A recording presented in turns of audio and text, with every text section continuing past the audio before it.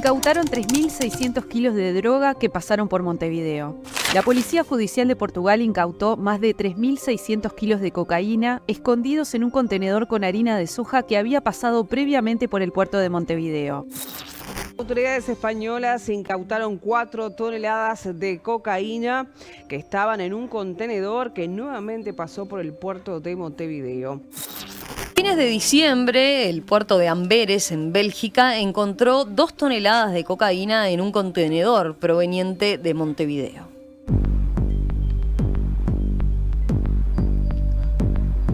Llevaba 22.000 budines y alfajores y más de 1.000 botellas de vermú, una exportación atípica desde Uruguay. En este caso se hizo el escaneo y el escaneo no arrojó ningún elemento extraño. ¿Debido a qué? Debido a que tenemos un escáner que tiene una tecnología del año 2007 y es lo que venimos diciendo como sindicato de que se tiene que instalar de una buena vez el nuevo escáner, los nuevos escáneres.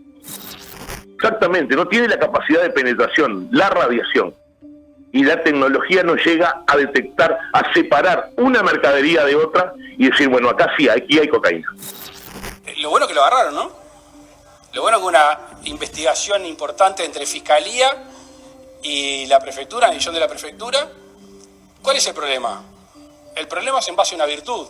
¿Cuál es la virtud? Que Uruguay se convierte en un hub logístico. El puerto de Uruguay es un puerto a transbordo, es un puerto que recibe, ojalá, cada vez más cargas de la región hacia el mundo.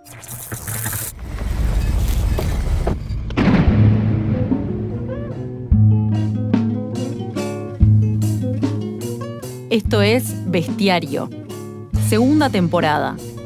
Un podcast de Serpaj realizado junto a Radio Pedal con el apoyo de la Fundación Rosa Luxemburgo.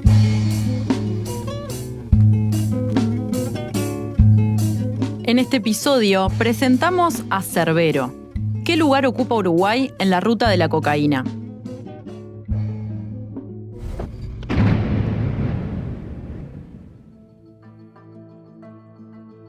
El tráfico de drogas, a pesar de ser ilegal, es el segundo mercado más lucrativo del mundo. Con alrededor de 292 millones de personas que han consumido alguna sustancia psicoactiva en su vida, la cocaína destaca por su creciente demanda. En la última década, el consumo de cocaína se ha triplicado, alcanzando un nivel sin precedentes con cerca de 25 millones de usuarios. El mercado de cocaína, como cualquier circuito económico, está dividido en áreas de producción, tráfico y consumo. Sin embargo, su estructura es inversa a la de muchos mercados legales. La producción y procesamiento ocurre principalmente en América del Sur, en especial en Colombia, Perú y Bolivia. En contraste, la comercialización y el consumo se concentran en el norte, principalmente en Estados Unidos y Europa, con menor presencia en Asia. América Latina, a pesar de ser la región productora, presenta índices de consumo bastante bajos en comparación con los mercados consumidores. Aunque el mercado estadounidense es el más grande, con 6.5 millones de consumidores, el mercado europeo está en expansión. Desde 2011, el consumo en Europa Occidental y Central ha aumentado un 80%, mientras que en Estados Unidos parece estar en declive. Los 3 grandes productores de cocaína se encuentran en la región andina de Latinoamérica. Se estima que Colombia produce el 65% del clorhidrato de cocaína, Perú el 27% y Bolivia el 8%. Entre 2010 y 2022, la producción mundial de cocaína creció un 143%.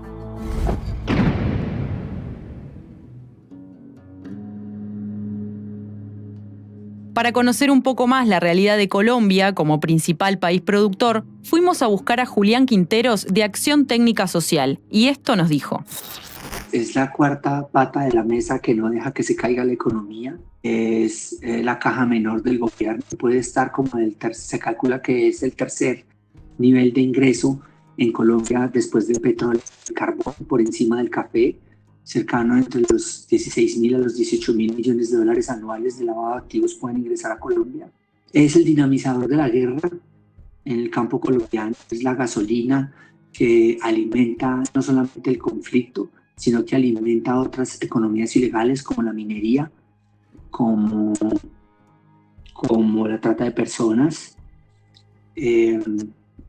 Es además el origen primario del dinero de la corrupción, es el dinero disponible para corromper, digamos, a todos los sectores de la sociedad. Desde los sectores, todos se han venido involucrando de alguna u otra manera y han sido tocados por los dineros ilegales del narcotráfico. La policía, los políticos, los constructores, pero de alguna manera también es el colchón económico que hace que Colombia resista y que la gente pobre en Colombia resista y sobreviva gracias a ese lavado de activos, pero también a esa disponibilidad de la economía ilegal. Es el ADN de nuestra sociedad, es la marca de la narcocultura colombiana y es algo que mucha gente rechaza, pero que con el tiempo tendremos que aceptar como parte de lo nuestro. Los mercados de drogas, incluido el de la cocaína, presentan características particulares. Una de estas es la demanda inelástica, que significa que el consumo se mantiene incluso si el precio aumenta. Además, estos mercados no están regulados legalmente y operan a través de acuerdos informales, amenazas o sobornos. Aunque la violencia es una característica presente, el poder real de los grupos delictivos proviene de su capacidad económica y de moverse entre lo legal y lo ilegal. La violencia tiende a reducirse a medida que los grupos alcanzan una mayor organización y estabilidad. Para conocer un poco más sobre cómo afecta el tráfico de cocaína a América Latina, fuimos a buscar a Francesca Brivio, comiembro y directora del área de reducción de riesgos y gestión del placer de Proyecto Soma de Perú. El problema es mucho más complicado que solo el bien contra el mal. El tráfico de cocaína afecta al Perú de muchas maneras. En la economía local, genera empleo en comunidades donde no hay otras opciones y al mismo tiempo hay corrupción en todos los niveles que perpetúa este ciclo. Pero no es que haya un gran cartel controlándolo todo, más bien son pequeñas organizaciones y muchas veces es gente que por necesidad termina en ese sistema. Agricultores, burriers, microtraficantes, los eslabones más débiles, que son quienes terminan en la cárcel, porque es más fácil perseguir a ellos que a otras personas.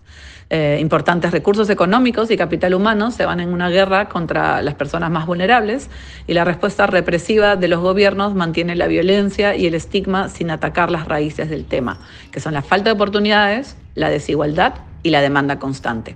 Como sabemos, no se trata de seguir persiguiendo, sino de cambiar el enfoque y crear políticas más humanas y basadas en la realidad. El mercado transatlántico de cocaína ha crecido debido a diversos factores. La aparición de más grupos pequeños, incluyendo organizaciones del sureste europeo, ha llevado a una mayor segmentación y eficiencia en la cadena de tráfico. La eliminación de intermediarios y nuevas alianzas han hecho que el tráfico transatlántico sea más directo. En América del Sur, las organizaciones de tráfico de drogas operan a nivel internacional. El transporte se realiza por rutas terrestres, aéreas y marítimas convencionales, así como por métodos alternativos como balsas y avionetas para trayectos cortos. Recientemente, la ruta de América del Sur a Europa se ha convertido en la segunda más importante del mundo después de la de Colombia a Estados Unidos. En este contexto, Uruguay ha emergido como un importante país de tránsito. Fuimos a buscar a Gabriela Reyes, criminóloga, y esto nos contaba sobre la realidad de Bolivia. Mucho en la dinámica porque Santa Cruz y Beni se han vuelto ejes centrales de estas rutas de envío de cocaína a Paraguay y Brasil. Antes, claro, Santa Cruz está volviendo además productor de hoja de coca, Beni además productor de clorhidrato de cocaína. No nos olvidemos que Beni y Santa Cruz limitan con Brasil, Santa Cruz también limita con Paraguay, pero además dentro de estos dos lugares está una gran parte del Amazonas que vemos que es una tendencia regional que no solo se utiliza para el tráfico de cocaína, pero también ayuda o es parte de un multisistema de otros delitos conexos como el tráfico ilícito de oro, por ejemplo, que no es un delito conexo, pero que utiliza, por ejemplo, en la Amazonía las mismas pistas, los mismos ríos y muchas veces los mismos actores, aunque no para lo mismo. Bolivia también, por ser un centro, por estar en el medio de América Latina y principalmente está al lado de un país productor de cocaína que es Perú, y tiene y limita con tanto Brasil, que saca cocaína por sus puertos, Paraguay, que también tiene además una fuerte presencia del PCC ahí, Argentina, que está sacando también bastante cocaína por Rosario, por el puerto de Rosario, y además tiene la hidrovía Paraguay-Paraná, que no nos olvidemos que Sebastián Marcet, uruguayo que se ha conocido como el gerente de la hidrovía Paraguay-Paraná por haber sacado más de 16 toneladas de cocaína a Europa, la sacaba por la hidrovía, y que también se proveía de cocaína boliviana. Entonces Bolivia también ha fortalecido su rol de tránsito de cocaína, no solo de productor, ¿no? Y aparte de estas dinámicas de ver una mayor presencia del PCC y del Comando Bermelo, también vemos una presencia de actores estratégicos en el tráfico internacional de cocaína, como ser Sebastián Marcet. Y por otro lado, vemos una justicia que está en crisis en Bolivia, vemos una justicia débil, y se pudiera decir que hay hasta una complicidad del Estado con el narcotráfico, porque los grandes narcotraficantes que se encuentran, cuando se los encuentran o se escapan, como es el caso de Sebastián Marcet, que se escapó 1 hora antes de empezar el operativo, o no duran mucho tiempo en la cárcel. A nivel global, el segundo flujo más importante de cocaína va de los países andinos a Europa occidental y central. Entre 2014 y 2018, la cantidad de cocaína incautada en Europa casi se triplicó, pasando de 62 a 177 toneladas. La mayor parte de la cocaína que llega a Europa lo hace por vía marítima, utilizando contenedores que ingresan a puertos clave como Amberes, Róterdam, Hamburgo y Valencia. Las rutas de tráfico y los puntos de partida se están diversificando. Brasil ha mantenido su posición como un punto de salida clave, mientras que nuevos países, como Uruguay, han comenzado a desempeñar un papel importante. En 2019, las autoridades uruguayas incautaron más de 6 toneladas de cocaína con destino a Togo y 4.5 toneladas en un contenedor en el puerto de Hamburgo, procedente de Montevideo.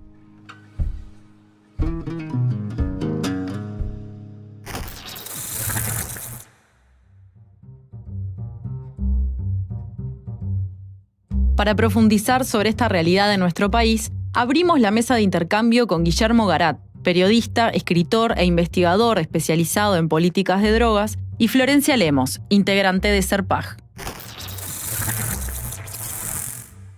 Bueno, Guille, veníamos contando un poco cuál es la estructura del mercado de la cocaína en América Latina, cuáles son los roles que tienen los distintos países. Y ahora queríamos centrarnos un poco, invitarte a hablar un poco de lo que sabemos del mercado de cocaína en Uruguay.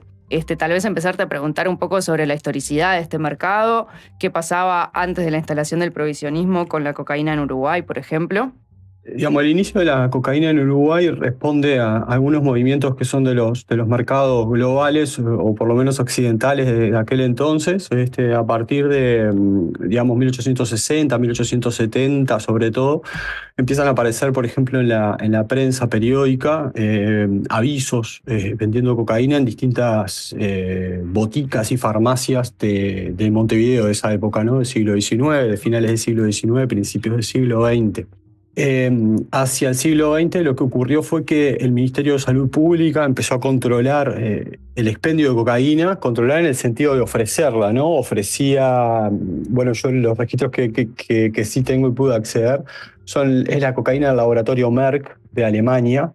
Esa cocaína estaba 100% regulada, vendían unos frascos de 5 gramos, un poco mucho, ¿no? Y a su vez también había un mercado paralelo del que también hay como bastantes registros, pero sobre todo en el siglo XX, cuando también hay un crecimiento del mercado, porque hay un crecimiento demográfico importante en la ciudad de Montevideo, y hay una mayor disponibilidad, que no está muy bien estudiado por qué y tal, pero bueno, sí lo hay, y sí hay crónicas, sí hay relatos de ese uso, que están, bueno, sobre todo en un barrio de Montevideo, es un barrio que ya no existe más, que se llamaba El Bajo, que es donde está Plaza España, ahí en el Cubo del Sur. Hay varios registros del uso, ¿no? Y también está muy bien registrado, como también lo puede registrar la música popular del momento, que era el tango, ¿no? Donde también queda muy, muy patente el uso de cocaína, ¿no? Entonces esos son los primeros pasos, por así decirlo. Luego hay un consumo que queda un tanto recluido de la órbita pública, por lo menos, como hasta la década de los 70. No es que se dejó de usar, sino que por los relatos que hay, es un uso de unas clases más bien adineradas, y poco se sabe, ¿no? Pero sí que en algunos ambientes, como el del tango, sí que se sigue usando. Guille, ahora me viene a la mente también que bueno, que un poco la Merck, ¿no? Como la farmacéutica que era la que producía la cocaína en aquellos tiempos, y después también la salida de la aspirina con Bayer, ¿no? Que cuando sale un poco la aspirina con Bayer empiezan a salir también esos ensayos clínicos mostrando un poco los usos adversos de la cocaína. Entonces también viendo como un poco la legalidad o la ilegalidad de las sustancias dependiendo de esa competencia farmacéutica en aquellos tiempos, ¿no? Y ahora tú retomabas el consumo más asociado a las clases más altas, asociado a las clases más pudientes, que bueno, que hasta los 70 no había tales registros de problemas, por ejemplo, de violencia asociados al narcotráfico. Pero en los 70, con la dictadura cívico-militar, se aprueba la ley madre que tenemos hoy de drogas, que justamente inicia un poco, ¿no?, el proceso de la prohibición en Uruguay, o por lo menos de la prohibición penal. Y lo de los 70 me parece como súper relevante, que lo que se inicia ahí es un discurso, ¿no? Y no había un problema porque no había dealers, era muy difícil obtener estas drogas. No había uso, no había abuso, aunque sí había algún abuso, pero de otras cosas, de otras poblaciones. Como las anfetaminas, ¿no? Tenemos ahí asociadas a muchos músicos, como Mateo, como el Príncipe, que bueno, los usos eran de otras sustancias, que no había disponibilidad, como decís. Claro, la gente los iba a buscar a Brasil, bueno, en fin. Y cocaína menos que menos, ¿no? Era muy difícil. Y además muy cara. Entonces, a mí lo que me interesa mucho de los 70 es como el discurso, porque es esto que vos decís, nace el prohibicionismo, ¿no? Y la guerra contra las drogas. Antes de tirar un tiro necesita un discurso que la avale, ¿no? Entonces, es un poco lo que pasa en esa época. Por lo menos hasta los 80 ocurre esto, que se crea el mito, ¿no? Entonces, cuando se crea ese mito, se crea el otro o se recrea el otro, y ahí es que aparecen un poco las confusiones, ¿no? Porque este otro ya desde entonces es alguien periférico para los valores imperantes y dominantes de la sociedad de ese momento, periférico para el discurso dictatorial, y es un alguien que perdió la voluntad, que perdió las ganas de vivir y que va a corroer a la sociedad. Ese es como el gran resumen. Y esto ocurre sin que medie ningún tipo de violencia en estos mercados, ocurre sin estas disputas de territorio, sin estas mentadas disputas de territorio que se publicitan hoy a través de los medios de comunicación con fuentes en la policía. Y ocurre también un fenómeno, y es que este sistema de prohibición crea el mercado de alguna manera, regulando muchos de los flujos. Cuando hice el libro hablé con varias personas que habían estado vinculadas a crear ese primer mercado ilícito, es decir, traían marihuana, sobre todo al principio, de Paraguay y de Brasil, y la comercializaban acá en algunos lugares, y todos tenían trato con la brigada de narcóticos, ¿no? Bueno, ahí tenemos, ¿no? Les habilitaban el juego, ¿no? Entonces, por un lado, te habilitan el juego, y por otro lado, salen a cazar personas. Y esto en la dictadura fue como bastante grave, ¿no? Fueron algunos miles de personas que pasaron por las instituciones de encierro manicomial. Tú arrojaste un dato que a veces se invisibiliza, ¿no? En el periodo dictatorial, como también era era una forma de persecución a los usos de drogas. Pensando también que bueno, el propio Plan Cóndor un poco como instaló obviamente las prácticas de represión a los opositores políticos al régimen, pero también tenía esa bandera del combate al narcotráfico en la región y que de alguna manera desplaza al comunismo como foco del terrorismo y se empieza a construir como ese terrorista y ese narcoterrorista como también una forma de intervención en América Latina, ¿no? Un poco ahí como reforzando. Osvaldo Zavala es un académico mexicano, periodista, que está estudiando, es profe, investigador en Estados Unidos. Él habla digamos, de una narconarrativa, ¿no? Esto es un poco asociado a este concepto de tan en boga en la sociología de la hiperrealidad, ¿no? Que digamos, a través de los discursos masivos empezamos a creer lo que es el narco, y qué significa todo eso, y eso no se condice con el hecho social en sí, ¿no? Con lo que pasa, con lo que está pasando en la calle, y esto en los 70 en Uruguay y los 70 en México también, y los 70 en buena parte del hemisferio fueron esto, en la mano de las dictaduras, fueron inventar un discurso de intervención cuando el cuco del comunismo estaba cayendo en desuso y en descrédito también de la población, ¿no? O sea, nada, esto sería posible sin los estados, eso es así, ¿no? Y cuando decimos las vías nos referimos a todas las vías, ¿no? A las administrativas, a las burocráticas, a las clandestinas, ¿no? El contrabando, en este lugar del mundo, antes que hubiera estados, había contrabandistas, ¿no? Que muchas veces fueron los que organizaron también los servicios públicos, como en el caso de la aduana del puerto de Montevideo, ¿no? Entonces esto es una cultura del contrabando que viene de muy lejos. Y es una cultura del contrabando donde cuando el Estado más se mete, más problemas hay también, ¿no?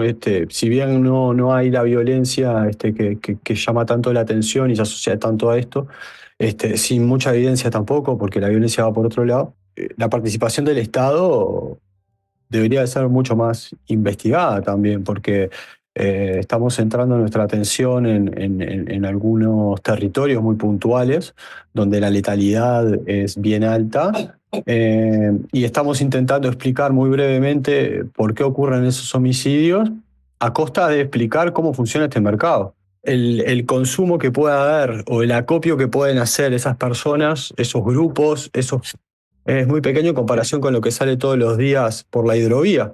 Entonces, por ejemplo, hay unos colegas en Colombia que hicieron una investigación sobre las empresas navieras. Hay 2 empresas en Colombia que capitalizan el 85% de los envíos decomisados de cocaína en Europa.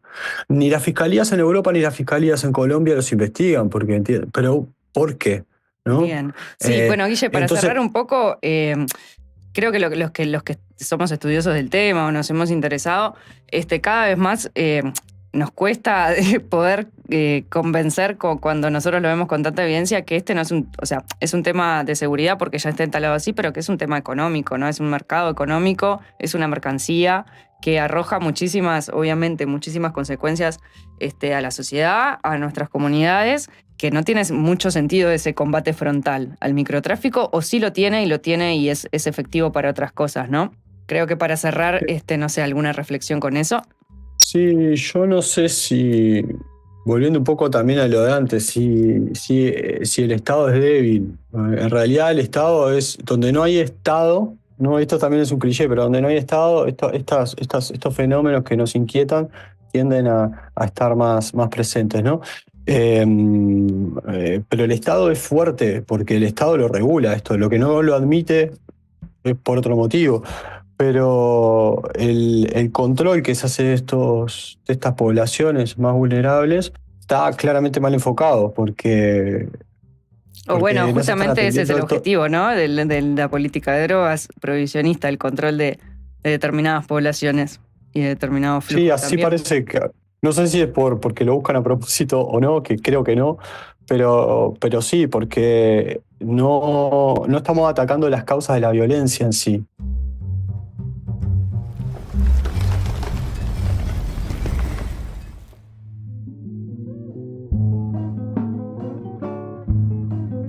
Cerbero era el perro del dios Hades, un monstruo de 3 cabezas con una serpiente en lugar de cola. El monstruoso Khan guardaba la puerta del inframundo griego, asegurándose que los muertos no salieran y que los vivos no pudieran entrar.